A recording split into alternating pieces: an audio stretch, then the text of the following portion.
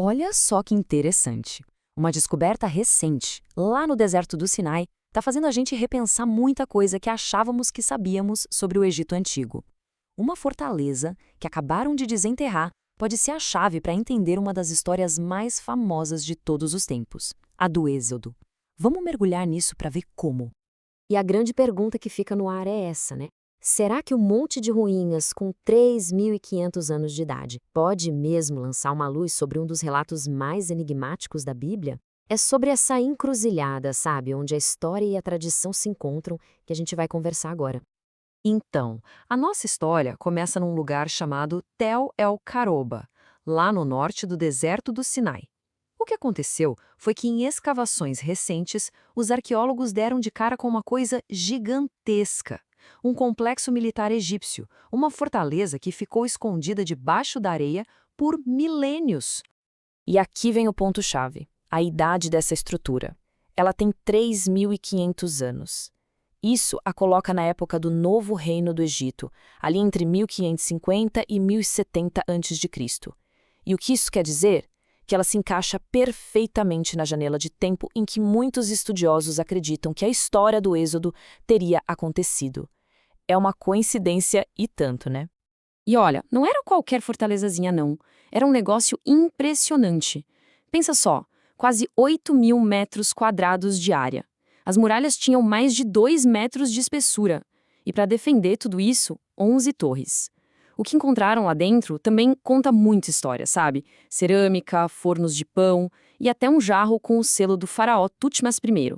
Isso mostra que não era um posto avançado qualquer, era um baita centro de poder do Egito na região. Mas a história não para por aí. Essa fortaleza, na verdade, não ficava sozinha no meio do nada.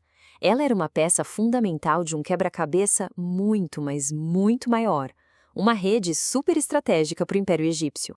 Ela era um ponto crucial na chamada Rota de Horus. Para a gente entender, é como se fosse a superestrada militar daquela época, super protegida, cheia de fortes, garantindo que soldados e mercadorias pudessem ir e vir sem problemas.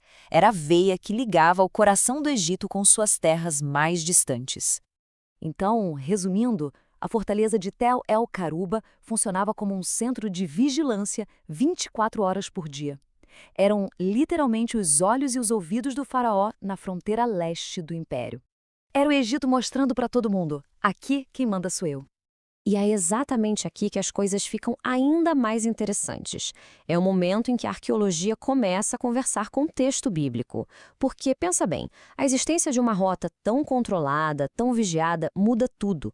E nos dá um contexto incrível para entender a história da fuga dos hebreus do Egito. Isso nos coloca diante de uma questão fundamental.